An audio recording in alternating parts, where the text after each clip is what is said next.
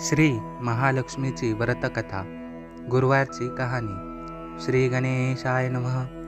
श्री महालक्ष्मीची कृपा आपल्यावर व्हावी, तिने आपल्या घरात वास करावा, पैसा, शांती, समाधान घरात नांदावे म्हणून श्री महालक्ष्मीचे व्रत करतात.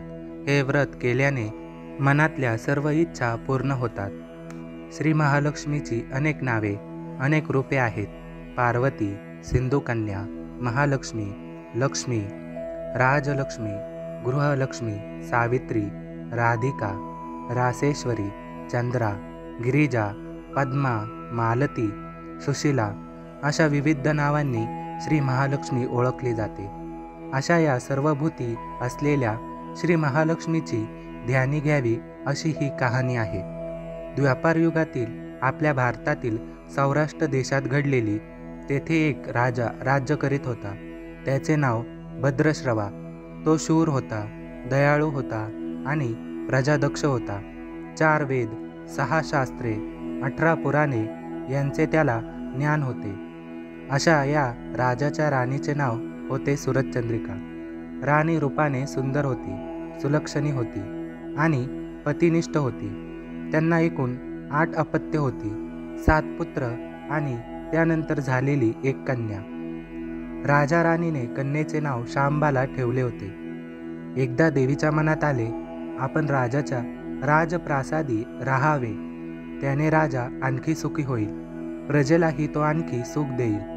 गरिबाकडे राहिले तर सगळ्या संपत्तीचा तो एकटाच उपभोग घेईल. म्हणून देवीने एका म्हातारीचे रूप घेतले, फाटकी वस्त्रे लिहिली, आधारासाठी हातात काठी घेतली आणि काठी टेकत टेकत ती राणीच्या महालाच्या द्वाराशी आली. तिला पाहताच एक दासी पुढे आली. तिने म्हातारीला विचारले, कोण ग बाई तू? कुठून आलीस? काय काम काढलंस? तुझं नाव काय? गाव कोणतं? तुला हवंय काय? म्हातारीचे रूप घेतलेली श्री महालक्ष्मी म्हणाली, माझं नाव कमलाबाई, द्वारकेला राहते मी. तुझ्या राणीला भेटायला आले. कुठे आहे ती? दासी म्हणाली, राणीसाहेब महालात आहे. त्यांना सांगायला गेले तर त्या माझ्यावरच रागवतील. तुला त्या कशा भेटणार? तुझा अवतार पाहून तुला त्या हकलूनच देतील. तू इथेच थोडा वेळ आडोशाला थांब. म्हातारीला राग आला. ती संतापून म्हणाली, तुझी राणी गेल्या जन्मी एका वैश्याची पत्नी होती. तो वैश्य फार गरीब होता. त्यावरून त्या दोघांची नेहमी भांडणे होत. नवरा तिला मारहाण करी. या त्रासाला कंटाळून एक दिवस ती घर सोडून गेली आणि जंगलात उपाशी तापाशी भटकू लागली. तिची अवस्था पाहून मला तिची दया आली.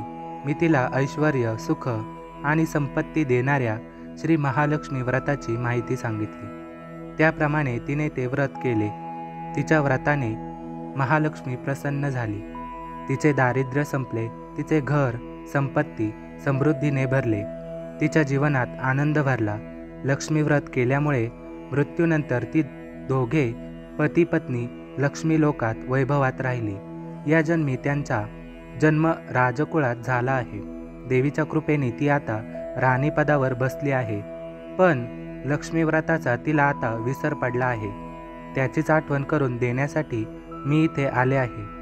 म्हातारीचे बोलणे ऐकून दासीच्या मनात जिज्ञासा निर्माण झाली.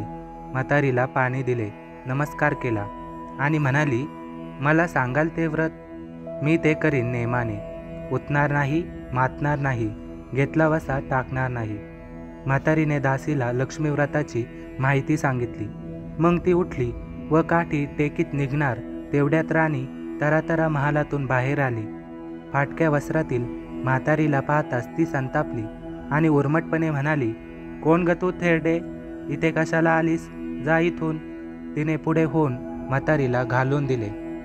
ती म्हातारी म्हणजे प्रत्यक्ष महालक्ष्मीच होती. हे राणीला कळले नाही. राणीचा तो उर्मटपणा पाहून महालक्ष्मीने तिथे न थांबता स्वस्थानी जाण्याचे ठरवले. राणीचा महाल सोडून म्हातारी निघणार तोच एक मुलगी लगबगीने बाहेर आली. ती मुलगी होती राजकन्या शांबाला. तिथे येऊन तिने म्हातारीला नमस्कार केला. नी कळवळून म्हणाली, आजी रागवू नका. माझी आई चुकली. तिच्यासाठी मला क्षमा करा. मी तुमच्या पाया पडते. राजकन्येचे ते बोलणे ऐकून श्री महालक्ष्मीला तिची दया आली. तिने श्यामबालाला लक्ष्मी व्रताची माहिती सांगितली. तो दिवस मार्गशीर्ष महिन्यातील पहिला गुरुवार होता. पुढे त्या दासीने लक्ष्मी व्रत केले. तिची स्थिती सुधारली. दासी पण सोडून ती सुखाने संसार करू लागली. राजकन्या श्यामबालानेही भक्तिभावाने सांगितल्याप्रमाणे महालक्ष्मी व्रत केले. सगळे नियमधर्म पाळून दर गुरुवारी तिने ते व्रत केले. शेवटच्या गुरुवारी उद्यापन केले. लवकरच श्यामबालाचा विवाह मलाधर नावाच्या राजपुत्राशी झाला. तिला राजवैभव मिळाले. लक्ष्मी व्रताच्या प्रभावाने तिचा संसार सुखासमाधानात चालू होता. पण इकडे भद्रश्रवा व राणी चंद्रिका यांना हळूहळू वाईट दिवस दिसायला लागले. त्यांचे राज्य गेले. त्यांचे सगळे वैभव ऐश्वर लयाला गेले. चंद्रिका राणी होती ती स्थिती आता बदलली. अन्न पाण्यालाही ती महाग झाली. भद्रश्रवाला फार वाईट वाटे, पण तो तरी काय करणार. एक एक दिवस चिंतेचा उगवत होता तसाच मावळत होता. एक दिवस भद्रश्रवाला वाटले मुलीकडे जावे, तिला पाहावे आणि 4-8 दिवस तिच्याकडे राहावे. त्याप्रमाणे तो जावयाच्या राज्यात आला. चालून चालून तो खूप दमला होता, म्हणून थोडा वेळ विश्रांती घेण्यासाठी तो एका नदीच्या काठी बसला. राणीची दासी नदीवर येत होती. तिने भद्रश्रवाला ओळखले. दासी धावत महालात गेली. राजाला बातमी सांगितली. श्यामबालालाही ते समजले. श्यामबाला आणि मलाधराने रथ पाठवून भद्रश्रवाला मोठ्या मान सन्मानाने राजवाड्यात आणले आणि त्याचा आदर सत्कार केला. काही दिवस जावयाला आणि मुलीचा पाहुणचार घेत भद्रश्रवा राजवाड्यात राहिला. आता परत जायचे विचार त्याच्या मनात घोळू लागले. जावयाला त्याने तसे सुचवले. जावयाने संमती दिली. भद्रश्रवा परत जायला निघाला तेव्हा श्यामबालेने एक हंडा भरून धन पित्याला दिले. तो हंडा घेऊन भद्रश्रवा घरी आला. मुलीने धनाने भरलेला हंडा दिला आहे हे ऐकून सुरचंद्रिकेचा आनंद गगनात मावेना. घाईघाईने तिने हंड्यावरचे झाकण काढले. आत पाहते तर काय, हंड्यात धन नव्हतेच, होते फक्त कोळसेच. महालक्ष्मीच्या अवकृपेने हंड्यातल्या धनाचे कोळसे झाले होते. चंद्रिकेने कपाळावर हात मारून घेतला. भद्रश्रवा हा चमत्कार पाहून चकित झाला होता. दुःखाचे दिवस संपत नव्हते. दारिद्र्याचे भोग सुटत नव्हते. सुरचंद्रिकेला एक एक दिवस काढताना जीव मेटाकुटीला येत होता. एक दिवस सुरचंद्रिकेच्या मनातही लेकीला भेटायची इच्छा निर्माण झाली. त्याप्रमाणे ती लेकीच्या घरी जाण्यासाठी निघाली. तो दिवस मार्गशीर्ष महिन्यातला शेवटचा गुरुवार होता. सुरचंद्रिका लेकीच्या घरी पोहोचली तेव्हा श्यामबाला व्रताचे उद्यापन करीत होती. श्यामबालेने आईकडून महालक्ष्मी व्रत करून घेतले. 4 दिवस मुलीकडे राहून सुरचंद्रिका परत आपल्या गावात आली. लक्ष्मी व्रत केल्यामुळे काही दिवसातच त्यांना त्यांचे पूर्वीचे वैभव परत मिळाले. राज्यप्राप्ती झाली. पुढे काही दिवसांनी आईवडिलांना भेटण्यासाठी म्हणून श्यामबाला माहेरी आली. पण बाप भेटायला गेला असताना त्याला श्यामबालेने कोळसा भरलेला हंडा तरी दिला होता, पण आपल्याला मात्र काहीच दिलं नाही. हा राग राणीच्या मनात होता. त्यामुळे श्यामबालेचे व्हावे तसे स्वागत कुणी केले नाही. राणीने एक प्रकारे तिचा अपमानच केला होता. पण श्यामबालेला आईचा राग आला नाही. ती पुन्हा आपल्या घरी जाण्यासाठी निघाली. निघताना तिने पूर्वी बापाला दिलेला हंडा परत घेतला. त्यात मीठ भरले व तो हंडा घेऊन ती आपल्या सासरी आली.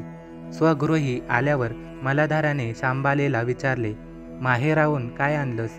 श्यामबालेने बरोबर आणलेल्या हंड्याकडे बोट दाखवले. मलाधाराने झाकण काढून आत पाहिले तर हंड्यात मिठाचे खडे. मलाधाराने चकित होत पत्नीला विचारले, हे काय? या मिठाचा काय उपयोग? श्यामबाला म्हणाली, थोडं थांबा म्हणजे कळेलच. त्या दिवशी श्यामबालाने कुठल्याच पदार्थात मीठ घातले नाही. सगळेच पदार्थ आळणी. मलाधर जेवायला बसल्यावर तिने त्याला सगळे पदार्थ वाढले. सगळे जेवण त्याला आळणी लागले. मग श्यामबालाने पानात थोडे मीठ वाढले. अन्न पदार्थात ते मिसळताच बेचव अन्नाला चव आली. हा मिठाचा उपयोग. श्यामबाला पतीला म्हणाली. मलाधरालाही तिचे म्हणणे पटले. थोडक्यात जे कोणी महालक्ष्मी व्रत श्रद्धेने आणि मनोभावे करतील त्यांना श्री महालक्ष्मी प्रसन्न होऊन त्यांच्यावर तिची कृपा होईल. पण श्रीमंती आल्यावर सुद्धा माणसाने उतू नये, मातू नये. नित्यनेमाने श्री महालक्ष्मी व्रत करावे. देवीचे मनन चिंतन करावे, म्हणजे देवी सदैव तुमच्या पाठीशी उभी राहील, तुमची सर्व मनोकामना पूर्ण करील. महालक्ष्मीची ही कथा कहाणी गुरुवारी सुफळ संपूर्ण. ओम महालक्ष्मीय नमः. ओम शांती शांती शांती.